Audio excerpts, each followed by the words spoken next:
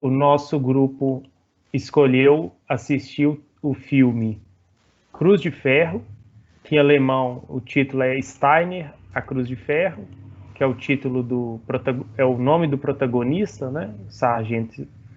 O Sargento Steiner. É uma produção alemã e britânica de 1977, em cor, 132 minutos, que tem a direção de Sam Peckinpah. E é baseado no livro de Willy Heinrich. Antes da gente passar, então, para a discussão, né, do filme, queria falar um pouquinho da sinopse. Pequeno resumo aí do que o filme trata, né?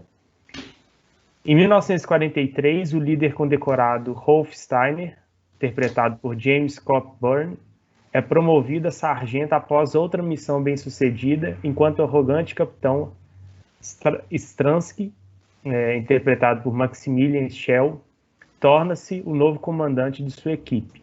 Após uma batalha sangrenta contra as tropas russas, o covarde Stransky, que não liderou o pelotão, clama que ele comandou o grupo após a morte do verdadeiro tenente que tomou a frente e pede a condecoração da Cruz de Ferro para satisfazer suas ambições e sua família. Então, esse é a sinopse que está no site Adoro Cinema, e que mostra, em resumo, o que acontece ao longo do filme, né? Lembrando que o título, A Cruz de Ferro, mostra esse elemento aí da guerra que serve como catalisador de tudo que acontece, de todas as relações, de todos os acontecimentos que o filme vai mostrar. A gente se pretende, então, analisar esse filme a partir de algumas perguntas que surgem da leitura dos textos que dialogam a temática história e cinema. Com relação ao texto da pesquisadora Mônica Cornes, a gente pode se perguntar se o filme A Cruz de Ferro espelha a realidade ou é apenas uma representação. Com relação ao texto da Lara Pereira, nós podemos nos perguntar se o filme A Cruz de Ferro pode servir de fonte para o ensino ou a pesquisa da história, e como. E sobre o texto do Mark Ferro, o filme Uma Contra-Análise da História, da Sociedade, a gente pode se perguntar em que medida esse filme A Cruz de Ferro, que tem uma leitura tão diferente da guerra, da Segunda Guerra, permite uma contra-análise desse evento e do próprio nazismo. Eu passo para os meus colegas para a gente iniciar esse debate. Bom, primeiramente, o filme ele serve como material de pesquisa. E como material de pesquisa, todo material de pesquisa ele carece de uma verificação, de uma comparação, de uma pesquisa, de uma análise como fonte.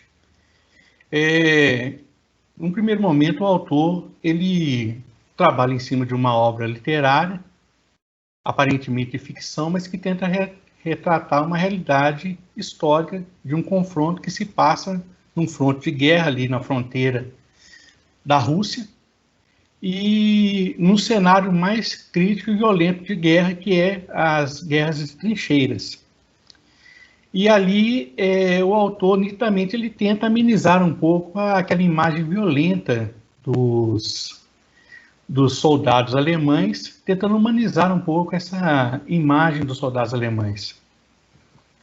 Mas, dentro desse certo romantismo do autor, obviamente, o material ele serve como fonte de imagem para se poder tentar idealizar o fato histórico, mas que, obviamente, é necessário estar fazendo pesquisas de outras fontes, outros materiais, para poder estar confrontando e fundamentando a pesquisa histórica a partir desse material. Né? Mas todo o material em si ele tem o seu valor, como fonte, mas que carece sempre de pesquisa e fundamentação histórica para poder validar ali o conteúdo do material. E o autor, então, ele tenta retratar essa realidade do dos combates ali de trincheira, né? Tentando humanizar um pouco a imagem do soldado alemão, mas sem deixar de retratar os conflitos históricos, a violência, de certa forma, o contexto de desvalorização da vida, a crueldade da guerra. Ali as cenas mostram, às vezes, momentos ali de sensibilidade, de humanidade, mas também mostra momentos de perda desses sentimentos, né? Tudo que o cenário de uma batalha faz aflorar do sentimento do ser humano, né, dentro de um conflito. Mas então, dentro dessa reflexão, como material para pesquisa, ele tem certamente a sua contribuição, né, até porque foi um filme que recebeu premiação como um filme de guerra, né, que teve o seu reconhecimento dentro disso, né. Ele não recebeu críticas com relação a certas tendências, né, ideológicas na sua narrativa, mas ele teve só essa ênfase de tentar, assim, humanizar um pouco o lado do soldado alemão, pelo menos de uma certa ali de um certo batalhão, ali retratado como principal na história.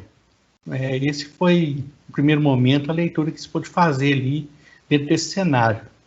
Mas, obviamente, essa narrativa ela é romantizada, mas as imagens ali, que alguns recortes ali de imagens ali, principalmente até no final do filme com fotografias, né, são materiais históricos, né, fontes históricas, né, reais, que são utilizadas para retratar e fundamentar ali a história que é narrada no filme.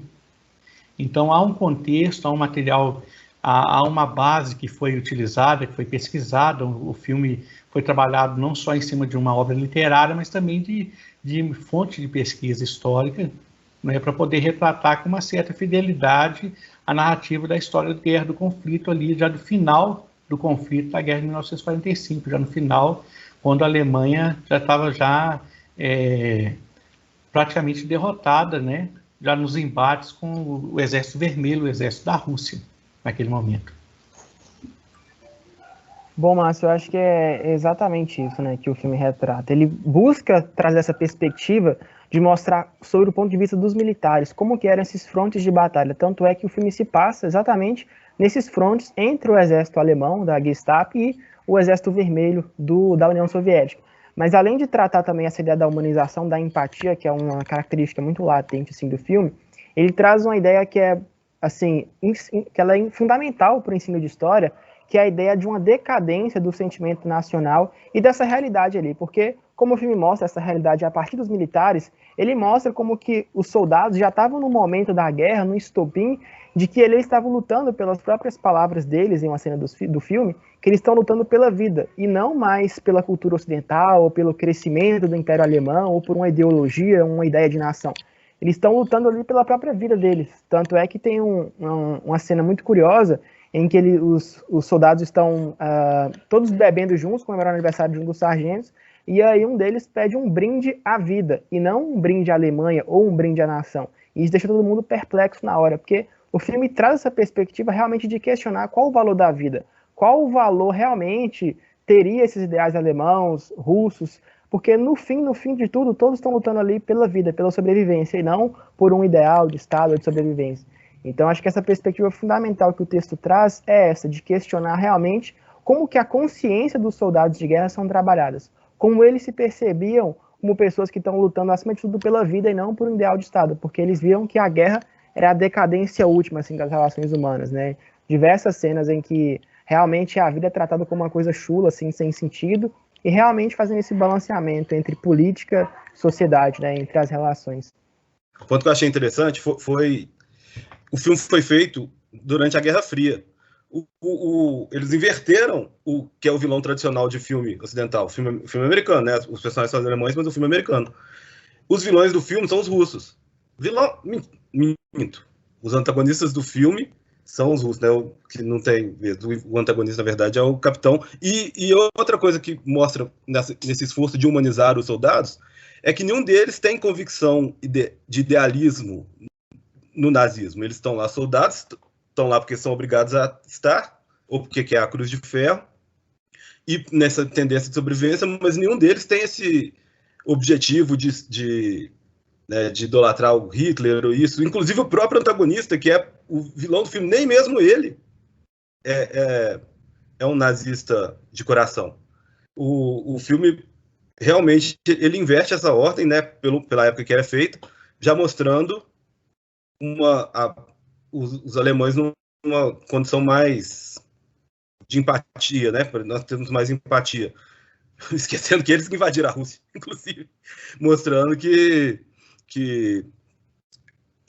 mostrando eles lá naquela situação super difícil, só tentando sobreviver. Na verdade, é um ponto de vista muito interessante que quase nunca é usado no cinema, né? 99% dos filmes, sempre o nazista é o vilão. Eu achei interessante essa. É algo que é interessante ser observado na colocação do Luigi e do Luiz, é justamente isso, que normalmente parece que o autor do filme ele quer mostrar que a guerra, já no final do conflito, da parte dos alemães, dos soldados alemães, já havia perdido o sentido da batalha. Quando o Luiz coloca ele que a luta para os soldados já era pela vida, é que o ideal que era colocado pelo nazismo, na figura de Hitler, já havia deixado de ser o foco principal dos soldados nazistas. Eles já estavam lutando pela vida, eles já não estavam mais preocupados com Führer, com os ideais nazistas, eles lutavam pela vida. A gente vê ali um conflito, um embate entre o personagem principal e o antagonista, enquanto um está ali lutando pela vida e pelo companheirismo dos seus liderados, o capitão está ali lutando pelos seus ideais sociais, não é? A sua vaidade pessoal, pela sua arrogância familiar, né? Pelo status, né? De ser um prussiano, burocrata de uma família tradicional que vem de heróis de guerra condecorados com a Cruz de Ferro, e ele precisava então honrar essa tradição de família, e ele também já não estava nem mais preocupado com os ideais do nazismo ou de Hitler, ele estava preocupado simplesmente em conquistar essa Cruz de Ferro e retornar para a sua vida, né, para a sua vida tradicional de família, né, a burguesia, né, ao qual ele pertencia. E ali a gente vê esse embate, então, entre o conflito entre lutar pela vida ou lutar pelo status de uma tradição familiar. Mas os conflitos ali de interesse por uma ideologia que era, a princípio, a natureza ali daquele conflito, não é? Já haviam sido deixados de lado, já não se importava mais. A preocupação agora era preservar a vida, tanto que no final ali, quando aquele comandante tem aquele diálogo com o capitão, e ele já sabendo que a guerra estava perdida, ele libera o capitão e fala: olha, a Alemanha vai precisar de pessoas como você, para liderar, para reconstruir. Porque ele sabia que a vida ia precisar continuar. O conflito já estava encerrado. A vida precisava prosseguir. E a vida não seria só conflitos. Era necessário recomeçar. Então eles passaram a entender que a vida não consistia daquela guerra, daquele cenário. Mas ela precisa recomeçar, reconstruir, dar sequência à vida. Então parece que o autor ele quer tentar transmitir a ideia de que a vida ela está acima do conflito, ela é mais importante, que chega um determinado momento que o conflito ele perde o sentido. Por maior que sejam os ideais, ele perde o sentido.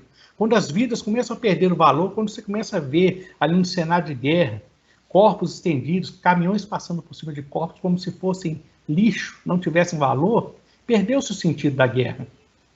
E ali passa-se a lutar pela vida, porque a vida é mais importante que qualquer ideal ideológico. E parece que é essa mensagem que o autor quer transmitir com a história do filme, na narrativa, que é muito bem construída e muito bem pesquisada, porque ele costura essa história muito bem em cima dessa pesquisa histórica, em cima de fatos que foram históricos, dentro do conflito?